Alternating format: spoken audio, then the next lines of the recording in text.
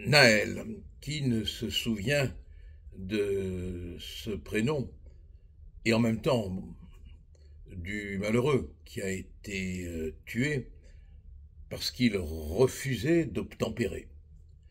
Bien sûr, personne ne discute le fait que la mort d'un jeune est chose dramatique. Le parquet de Nanterre, le procureur de la République, qui, comme son nom l'indique, représente la République, a décidé de renvoyer le policier qui a ouvert le feu sur Naël et qui l'a tué parce qu'il refusait d'obtempérer et parce que le policier, lui, prétend qu'il se sentait menacé dans sa vie, ce qui est fortement soutenu par sa défense. Ce policier est renvoyé devant la cour d'assises, du moins le procureur demande au juge d'instruction de renvoyer le policier devant la cour d'assises pour meurtre, c'est-à-dire pour avoir intentionnellement donné la mort à ce jeune homme qui avait refusé d'obtempérer, qui avait enclenché quand même le démarrage du véhicule, même si d'après le procureur ce n'était pas d'une façon rapide. Donc ça veut dire que le policier finalement aurait volontairement appuyé sur l'arme pour tuer Naël.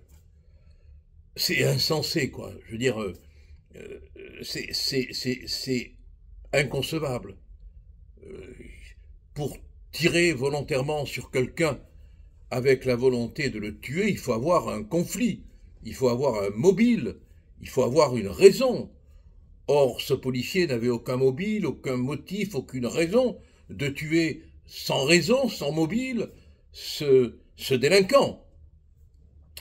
Naël, plusieurs fois quand même condamné, avec 15 mentions, dit-on, sur son dossier. Bon, ce qui est extraordinaire, c'est que le procureur de la République, dans son réquisitoire, précise, et on n'a que des extraits, on n'a pas la totalité, qu'il régnait une grande tension.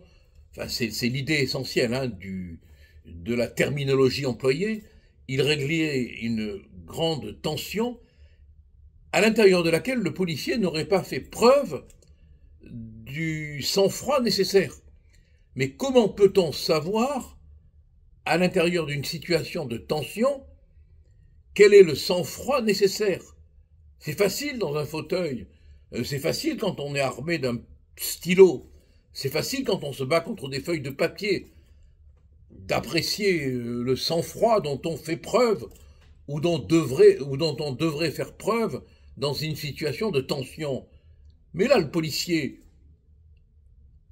il demande à un individu qui a failli causer du reste un accident peu de temps avant, hein, qui a manqué au respect de la loi plusieurs fois, il lui demande d'obtempérer. Et l'individu en question fait avancer le véhicule. Et on se met à ce moment-là dans la tête du policier, quand on est procureur, pour décider que, volontairement, il a, perdant son sang-froid, décidé de tirer pour tuer.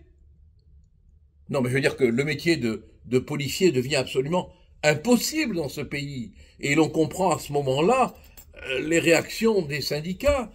Alliance, par exemple, pour en citer un, les collègues n'en peuvent plus. Ils n'en peuvent plus, voilà. Qu'est-ce qu'on peut dire d'autre? Et quand la police n'en peut plus, c'est grave. C'est très grave. Et ça va mal finir, disent les syndicats. Ça va mal finir. Alors il y en a marre de cette idéologie qui fait que... L'idéologie, il n'y a pas que de l'idéologie. Il y a aussi derrière une réalité. C'est qu'on a peur des cités. On a peur des réactions. On a peur des banlieues. On ne veut pas les mécontenter, on ne veut pas les énerver. Mais c'est pas la justice, ça. De la même manière que Naël a droit à la justice, le policier, Florian de son prénom, je crois, a droit lui aussi à la justice. Or, la justice, elle ne peut pas être rendue quand on a peur d'une opinion publique, entre guillemets, derrière laquelle se meut une violence que l'on craint. On l'a bien vu lors des manifestations en faveur de Naël. On a peur. Or, une justice qui aurait peur est une justice qui n'est pas juste. Voilà.